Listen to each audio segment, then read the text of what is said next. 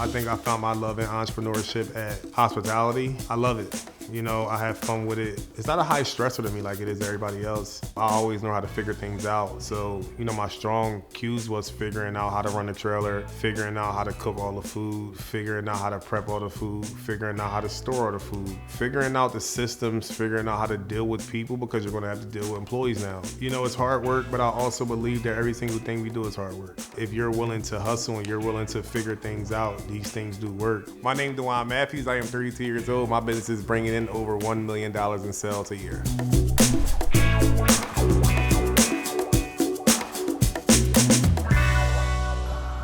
And here's our truck.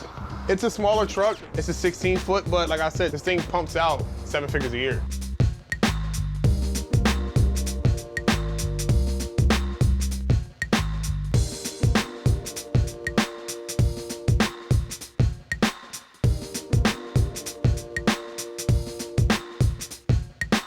Goodies is definitely the most profitable business I have. Next year, I don't know how the economy's gonna be doing. Goodies is the only one I can really see that's going upstream.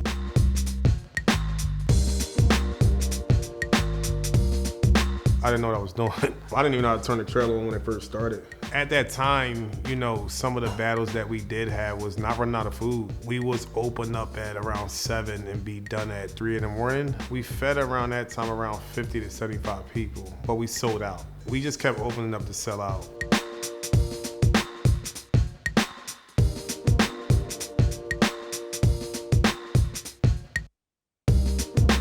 Houston is crowded during the day. And I'm like, I don't want to be competing with all those guys when it comes to food. And then also Houston is a party city. If we're going to be a late night food option, we want to be in cities that basically party during those times. So that was another reason for, you know, picking our time zones like that.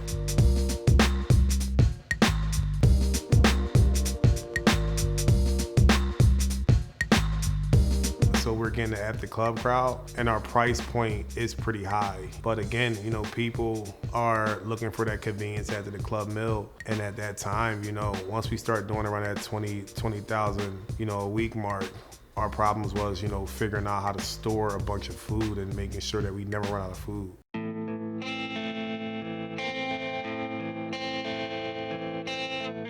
Growing up, I didn't have, you know, any mentors or anyone I wanted to be like. I just had a bunch of people that I didn't want to be like.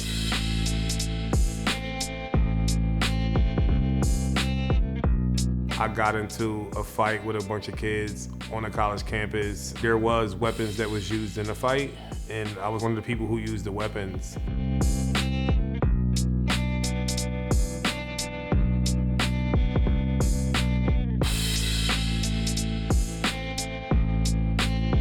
They slapped more years of probation on to me, and that just led to me going down the hole of just going in and out of the system.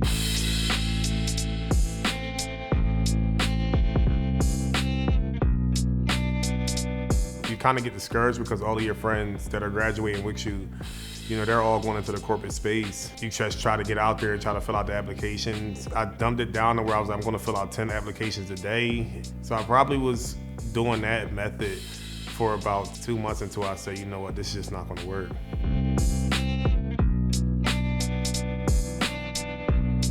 I was just looking for the cheapest industry to get into. And you know, I had at that time $500, so I just took that and I just went for it. The startup of it was just going to the dollar store, buying cleaning equipment. As long as you can get some, you know, some bleach and some hot water, some spray bottles and some rags, you can turn this thing into a, you know, business.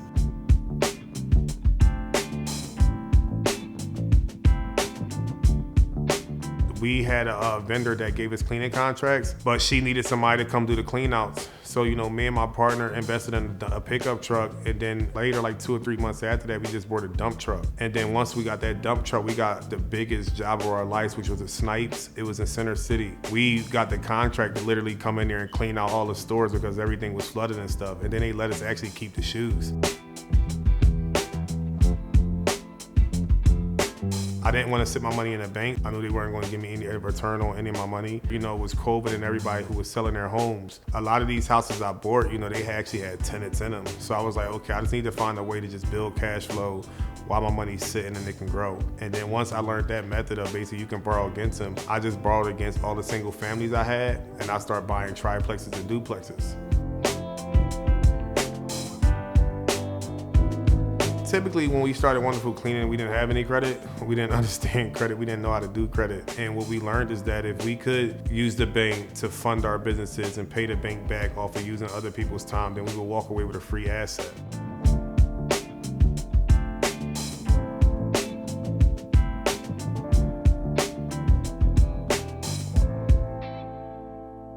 It was at the point where, like I said, I feel like I reached my mark, my success, in Philly. I wanted to get out of there. So I came out to Houston. I sold one of my houses and then basically tried to come out here to start a club.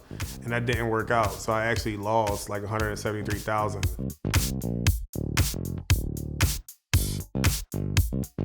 I'm always looking for the next thing. That's when I came up with food. The late night food market here is not that good. They have a lot of tacos. As I said, you guys don't got no chicken after 12 o'clock. It came to my mind, I was like, you know what? If I can figure out a chef to basically cook this food, I can get into the food industry.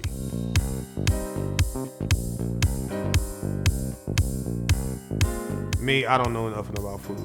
I was really intrigued by Chick-Fil-A's model and really intrigued by Chipotle's model. The money isn't in food. The money is in the service and the quality and the systems that you produce. That's where you reach your success in the food industry. What are they really selling? Is it convenience or is it food? And I feel like to be able to walk through a line of a lunch line situation and walk right out the door and you're like, all right, I paid $20 for this, right? Some rice and some chicken. I think that's genius.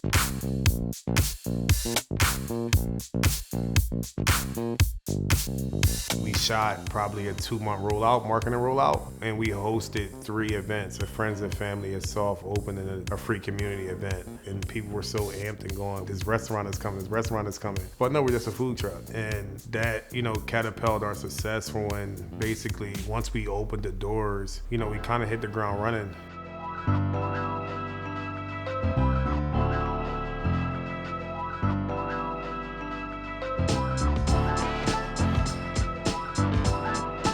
We act as a restaurant. We prep out 1 day a week, which is typically Tuesdays. We're going to Restaurant Depot or either Gordon's 1 day a week. On the average, we do about 300 customers a week. If it's a good club night, it'll go up.